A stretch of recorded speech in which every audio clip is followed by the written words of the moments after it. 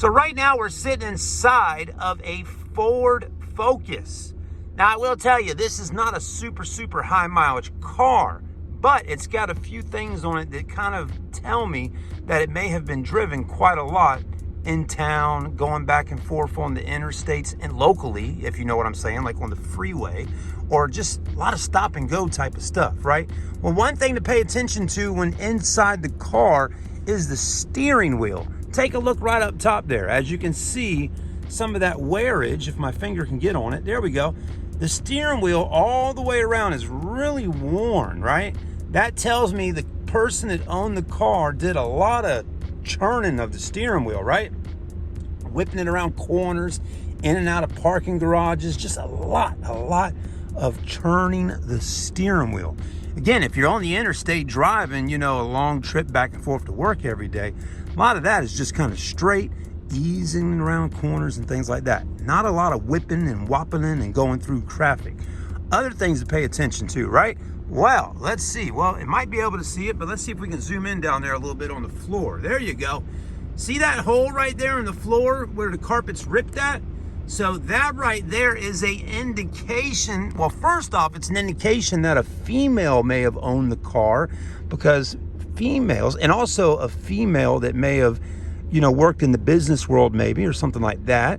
Or basically what I'm getting at is females wear heels, high heels, short heels, but usually they wear some type of shoe with a hard heel on it to raise them up so they're a little bit taller, which looks nice as well. And with that being said, when they're driving a lot in the city and town and all, right, that heel is going to get down and nudge down on that floor right there, and it's going to eventually start ripping through the carpet. So that's one way to know if it was a female driven car, but also a lot of stop and go and a lot of moving that leg down there, hitting that gas pedal, which causes that. Now, you could have a guy that owns a car that wears big heavy boots all the time, right? Possible. But most cases, 9 times out of 10, it's a female. Let's get out the car real quick and look at a few other things.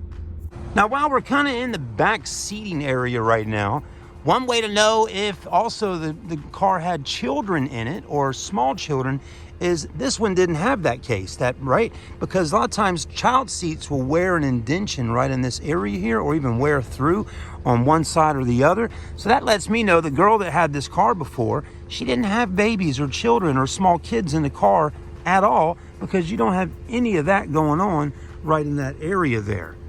Now, and of course, how do you also know it's a girl? Because a lot of times girls put real pretty little things in cars, glitter and things like that right there, which is kind of cute, But another way to tell if a car was driven a lot in the city is look at the car. Seriously, take a look at the exterior of the car. So, rock chips are a good indication of that. Now, of course, rock chips definitely do happen on the interstate.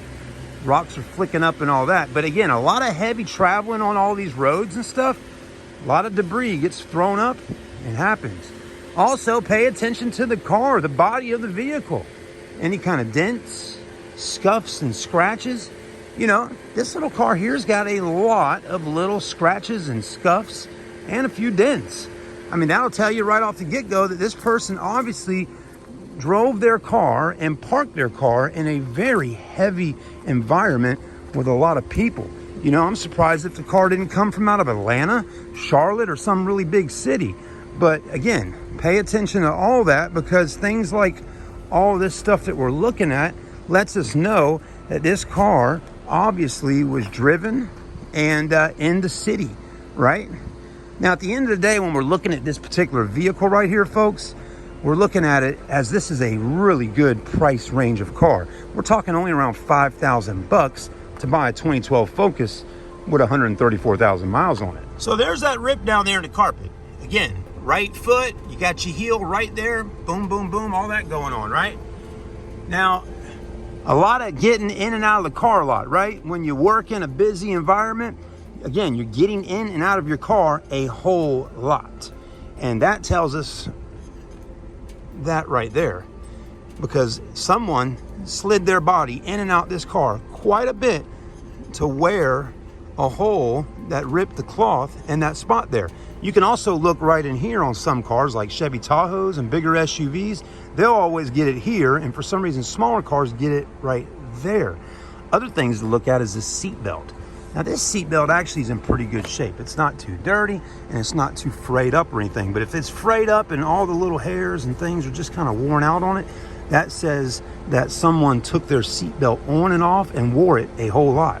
So this young lady, or whoever owned it, may have not worn their seatbelt as much as some other people wear seatbelts. Because again, think about it. When that seatbelt's clipped in, you got the wearage right there by your tummy and your chest and all that. So anyways, that seatbelt still looks really good.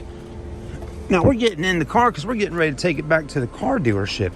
But before we do, we'll keep looking at it a little bit, right? Other areas for wearage is in here, which this one seems to be pretty good. We talked about the steering wheel already being worn because, again, a lot of this going on, churning that steering wheel a whole lot, indicates that this car's been driven a lot on the city roads. Now, if it was a manual transmission, we'd say, hey, this right here is all worn out, right? The shift knob.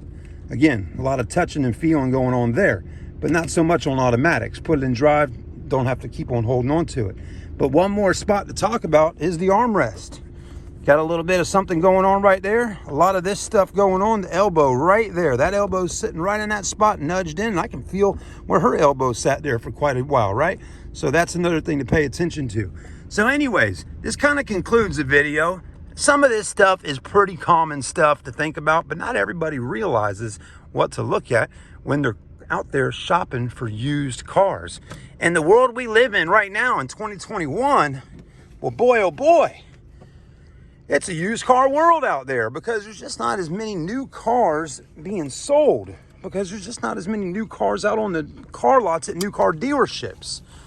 Also, look, little crack in the window. I'll just zoom in. Another little thing to pay attention to, right? When you do a lot of city driving, we get those little rock chips on the window or on the hood, but you also get them on the windows. So that kind of stuff, pay attention to that.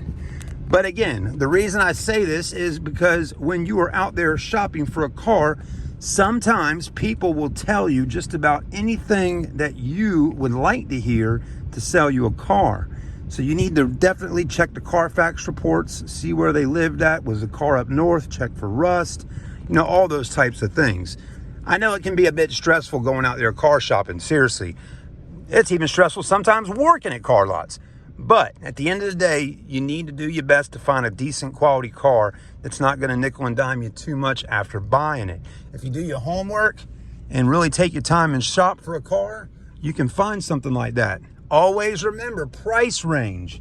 Seriously, y'all, this car's $4,900. I actually would say this is actually not really too bad of a car for $4,900. Seriously, it's got some stuff, you know, little cosmetic things mostly on it, but cold AC, transmission's good, engine's good. Not a bad little car for $4,900. Seriously, not bad. But if you really want to get a really nice used car, a little bit older with a little bit more than 100,000 miles on it, you're gonna probably need to spend anywhere between $10,000 to $15,000. That's just kind of the budget range there to find you something, you know, really pretty good. Other things I wanted to tell you too with city driving cars is about the transmissions. The reason why we want to check for this stuff is, again, it's not just the cosmetics of the car, but also the transmission, the brakes, the engines. They definitely take a lot more wearage on everything and all your parts when the car is driven heavily in the city. All that stopping and going, acceleration and all that definitely does put more wear on the engine. Thanks for watching. Hopefully some of these tips were helpful. A lot of the cars we have at Southern Motor Company are just absolutely beautiful vehicles, great cars. And just like this one, folks, we won't sell you just anything. We're going to make sure whatever you're buying, even if it's a $5,000 car like this, is going to be able to do the job that you want it to do after buying it. Have a great day. Happy holidays. I'm Chad, and I'm signing out.